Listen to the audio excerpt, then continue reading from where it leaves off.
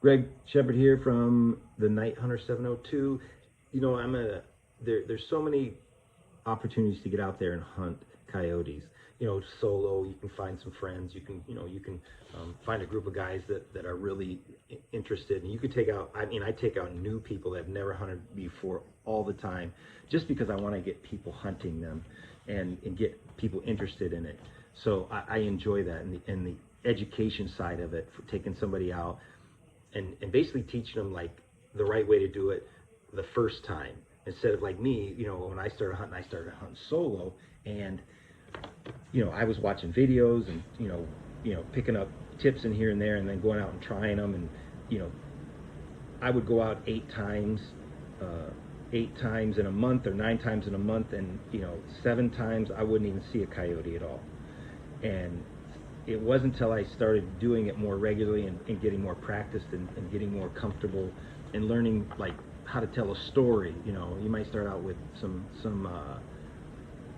animal distresses, and then after a few minutes that doesn't work, then you start going into like pup fights, or fights, or brawls, and things like that. So other coyotes in the area, maybe they've heard the the distressed raccoon or rabbit or cat, and then they hear these fights, and they think, oh man, there's food over here, these guys are fighting over the food. And then you start pulling them in, and you start telling a story to get the coyotes to come in. Some nights I just run females.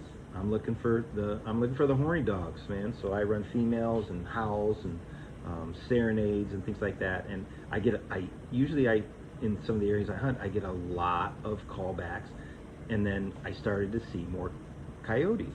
So I started, figuring out how to tell these stories to get the coyotes to come in. And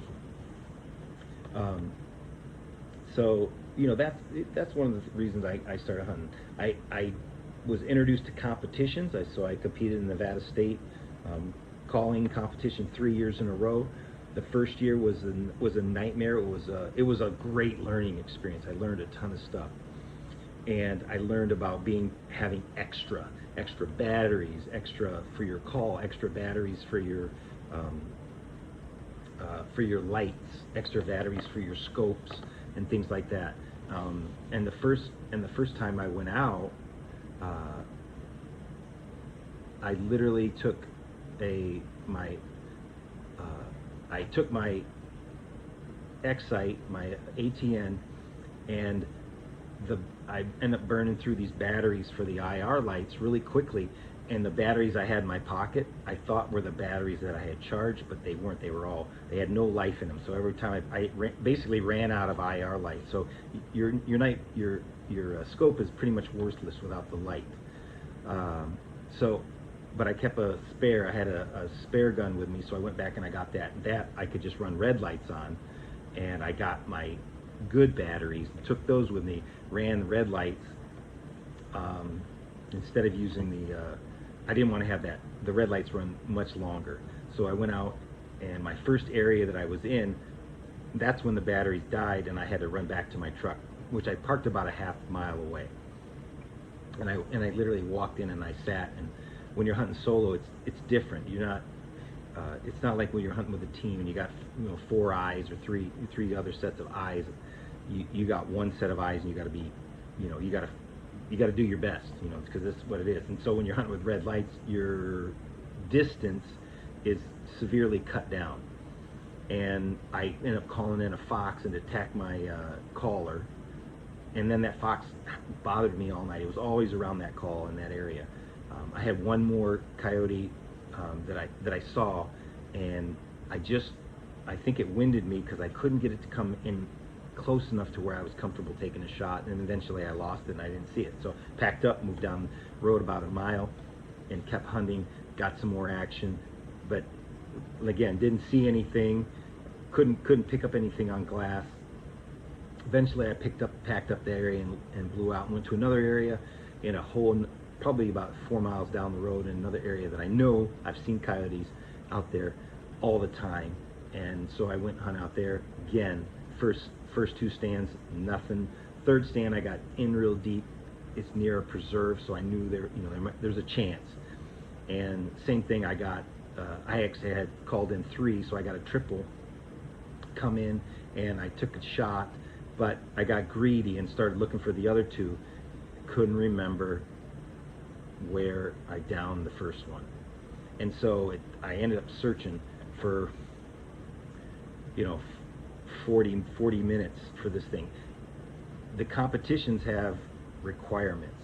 So requirement was you had to, open up the mouth, pull out the tooth, pierce it over one of the canines, and then over the right canine, and then you had to tape up its mouth. Well, after 40 minutes or so, you're not getting that dog's mouth open. So I finally just called it quit and said I didn't get it. So I went out and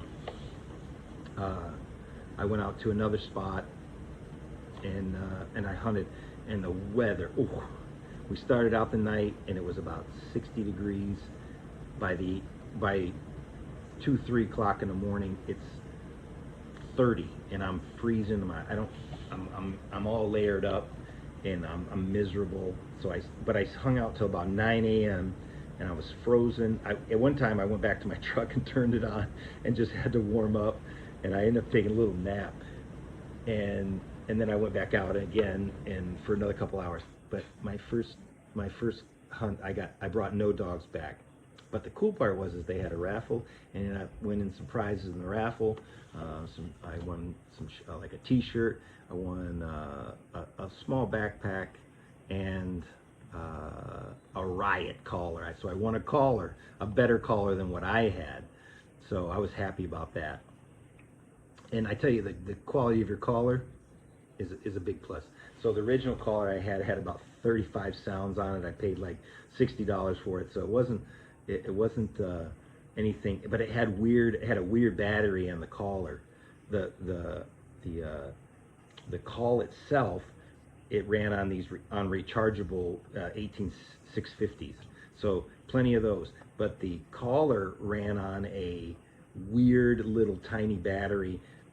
And that night, running that call as much as I did, I killed that battery. So while I'm changing stations, I got to run by a 24-hour. I run by 24-hour like Walgreens, and I've got to find this battery. And I did. I found one battery. That was all they had. So I got that, and then back on the road and hit a few more stations. Going to my last area. But so the second year, and the reason I was hunting alone was because the team I was going to hunt with, the 2 of the people in the team got COVID. This is COVID year. This is the COVID years, and the 3rd guy blows out his back. So I'm driving to the thing to sign in, but everybody's like, "Hey, I'm not coming." So I'm all by myself. So I said I'm going to do it, and I hunted by myself, and I was miserable, but I learned a ton. The second year I got to hunt with those guys, and it was much better. We ended up putting some dogs in the truck, and so that's it. It makes it, but it was a crazy thing because we ended up letting a guy back in who had like I think he had a 3-year or a 5-year ban because he bent the rules a little bit. Like, we all thought we were going to be hunting in Nevada. People could hunt in Arizona during the day. You could hunt in Nevada. You could hunt Utah. Anywhere close by. No competitions in California, so you can't hunt competitions in California. So everybody thought that's where people would hunt. Well, this guy was a sponsored hunter. He got on a plane and flew down to Mexico and hunted a private ranch, and then flew back and had a plane full of dogs. He picked him up. But remember, this guy is a professional. Like this, he was hunting this competition. He won it, and they were pissed because he went to Mexico. But the rules didn't say you could. It just said you had to hunt. It didn't say specifically where, and he thought that was okay. But the people that ran the competition said no, and they banned him. Well, this year he's back, and the funny thing was, this guy was really good. I can't remember his name, but this guy was so good. His truck on the way out of town to hit get to his spots, his truck breaks down. So he is now 2 hours behind, hasn't even set up a stand. He ends up renting a car. They take his truck in, and they're like, "It's going to be a while." And he's like, "Can't do it." He rents a car, and it's him and another guy. and they take this car, not a truck, a car out, and they proceed to get, I think it was like 14 coyotes. But the shady part about it was, um, is, guys were coming in, they're like, oh, I got 12, I got 12, I got 12. He's like, I got 12. And then when they get 12, he's like, he pulls out another dog from the trunk and goes, I got 13. And then a team comes in with 13 and he pulls out another one, I got 14. He ends up winning the competition. He ends up getting big dog. He might have even got small dog. I mean, he walked away with everything again. Everybody's pissed off. So, hey, we voted to let him back in because, we're good. We're like, hey, there's a lot of good hunters here. We should, they let it ride. My third year, I go to do this competition, and I pick my own team, and I pick a bunch of shooters, guys I like with, guys I go to church with. So I pick a bunch of guys that are shooters, got really nice setups and stuff, but not hunters.